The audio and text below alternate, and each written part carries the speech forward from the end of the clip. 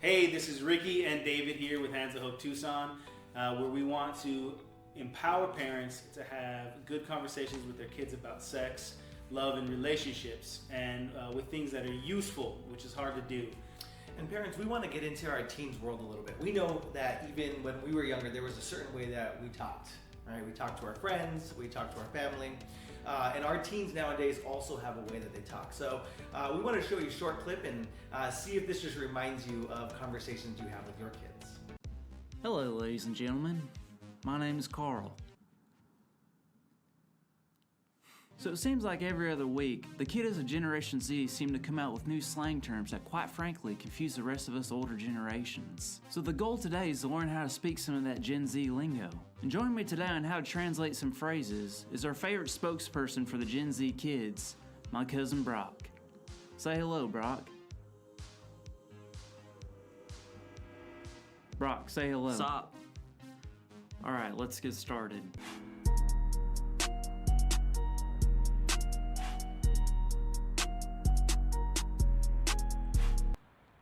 You guys have the Wi-Fi password? Alright, Brock, we're gonna start with some simple ones. Yeah. Okay. Hello, how are you? Saw. Friends, Fam. family. Fam jam. It was a fun event. The fest was lit. Okay, Oh, I'm about to leave. I'm finna dipset. Those are some neat shoes. Them kicks are dripping. I would be glad to help. Bet. My favorite team lost. Dudes took an L. My favorite team lost very bad. Dudes got clapped. He seems upset. He little mad. He seems very upset. He big mad. I like this music. That's a bop. I'm not lying. No cap. I'm sorry that happened to you. Oof. That's an interesting statement. Weird flex, but okay. I'm not a fan of these appetizers. These apps are booty. I completely agree with that statement. Facts. I agree. Yeet yeet. Excuse me. Yeet. Wow, that's exciting news. Yeet. Congratulations on your baby boy. Yeet.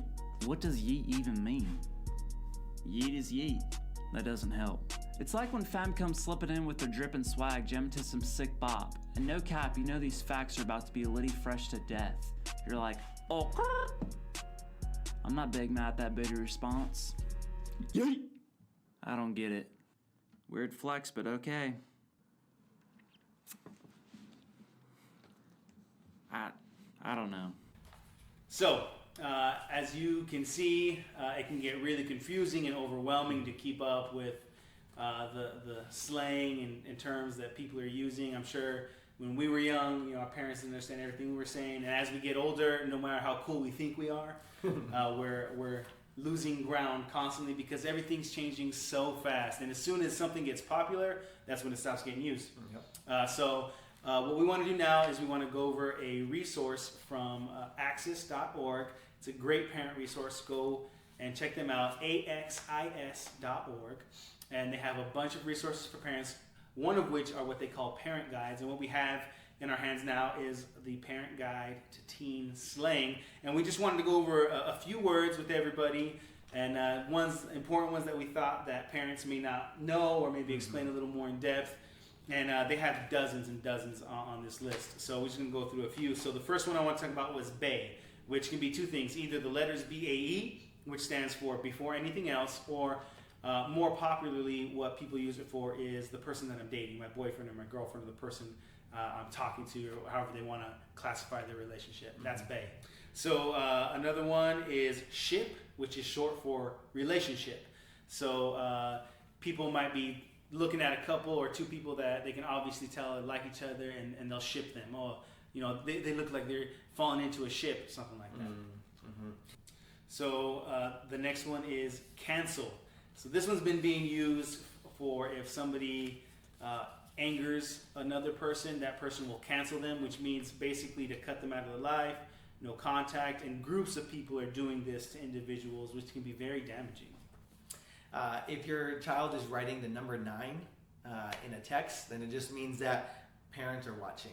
So they're trying to tell whoever else they're texting that their parents are watching. So if you're looking through your kid's stream, which we do suggest that you monitor your kids and their text messaging, just see the number 9, or if you're walking by and maybe just see the number 9 and them hiding their phone, that could be what they're saying.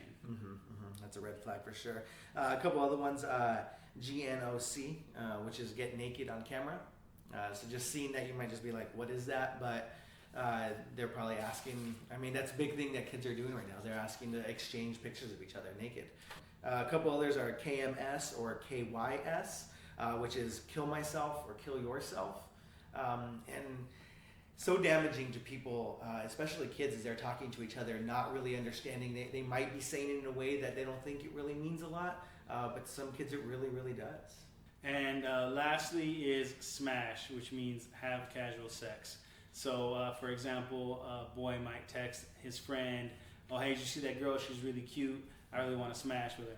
So a lot of these things can range from harmless to really inappropriate.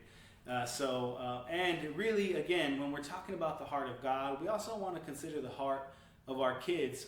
For example, I know somebody a dad that was monitoring their daughter's phone. She's a teenager, she's 13, and noticed that just one text message stream was muted and none of the others were, and it was a text message stream with a boy, which the contents of the stream was completely innocent, but she wanted to hide that she was having that conversation. So even though there was technically nothing wrong in that text stream going on, her heart was to hide that from her family and her parents, her authority.